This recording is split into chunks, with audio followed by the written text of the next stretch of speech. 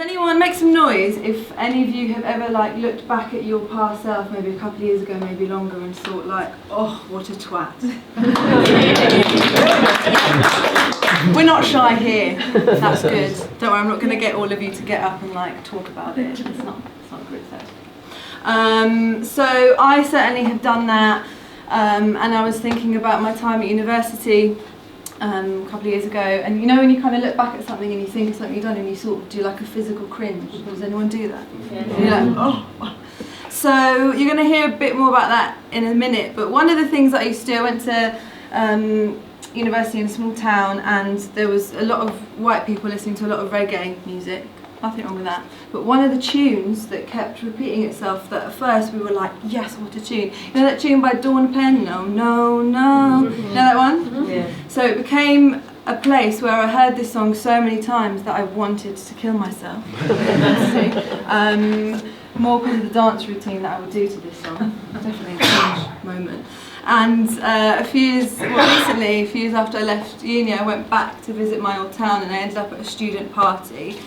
And it was exactly the same as it had been like 8 years before, except everyone was 10 years younger. They were wearing like the set. I think they probably were wearing my old clothes that I left at the charity shop. Same songs, same dance routine, everything, same houses. And then I wrote this piece, and this is called Salt, and it's for anyone who was a bit of a twat. Dawn Penn laments through the speakers. The opening bass line stammers its way into self-conscious ears. The reggae wafts, and the room inhales. A teenager with a ponytail waits 7 seconds into the tune before bringing the cursor back to the start of the YouTube video whilst doing a rewind motion with his other hand. Reload! Screamed the crowd of 7 people on the kitchen dance floor. I've been here before. Closer to 30 now, but just as skin, I sip from the same kind of Kronenberg I've been clutching for 8 years. Through the tiny window, I see the town extend its tentacles to the sea. A town that wraps itself in lust, where the shore moans in desire. A town that fears nothing, not even brimstone and fire. Inside, the countertops are piled with weeks' worth of washing up. Plates shake with the weight of dance moves, and lentils that were crusted onto giant pots slowly dislodge. Then Dawn Penn gets rewound again. And the bass line thrusts me back in time to the lecture theatre. A congregation of ironic headbands and matted dreadlocks look up to a white man in a bottle green blazer. He's teaching us about colonialism.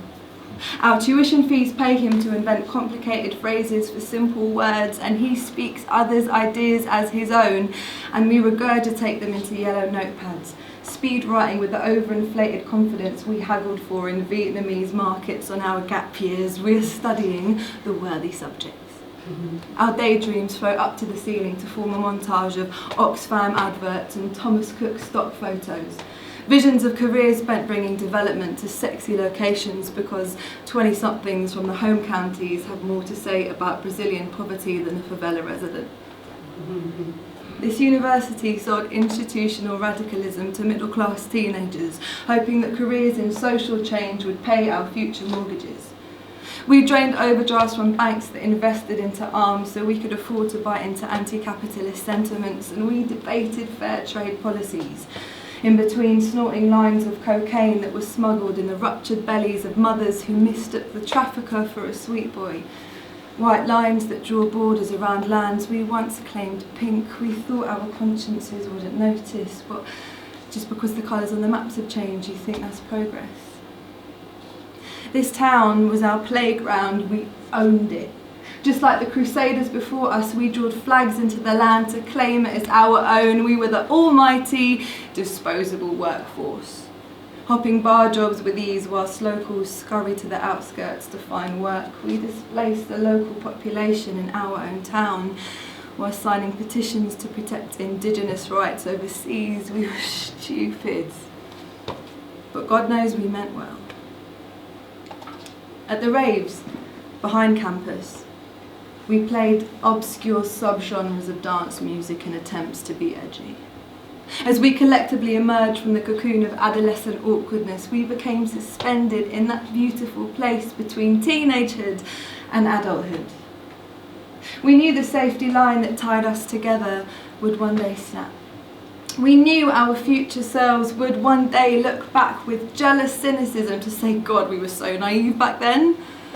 And so with two fingers up to our future selves, we placed our memories in time capsules and buried them in K-holes. So now every time we're fucked, we unearth the remnants of the selves we left behind. Under a guise of chemical highs, we thought we were unified.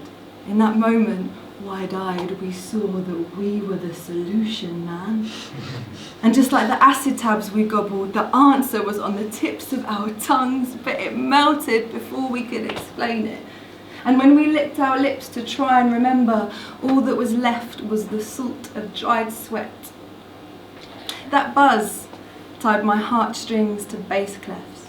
The pulsating beat left me wasted and propelled me to a kitchen at an after party full of washing up and Cronenberg, where Dawn Penn gets rewound again. With the same moves, the same tunes, my future unravelled in this room, a loop of come-downs, parties, heartache and debt. Come-downs, parties, heartache and debt. Reload. It's dawn. Penniless and wired, I fear the party is behind me. But these used to be my streets. This is where we gurned our way to friendships, where we made bricks from the ashes of burnt rollies so we could build homes in each other, and those homes populated a town that used to be ours, but now others have moved in. Despite the thousands of sunrises since I've left, I'm still stuck in a loop that started in this place, a loop of come-downs, parties, heartache and debt. I failed to look forward and obsessed with the past. And I've turned back to look so many times that, as if by some sorcery, I've become a pillar of salt. Behind me, the town embraces its beautiful sin and celebrates itself in naive debauchery, whilst overhead the seagulls hunt for big fish in small ponds. In this town, they will never go hungry. Thank you.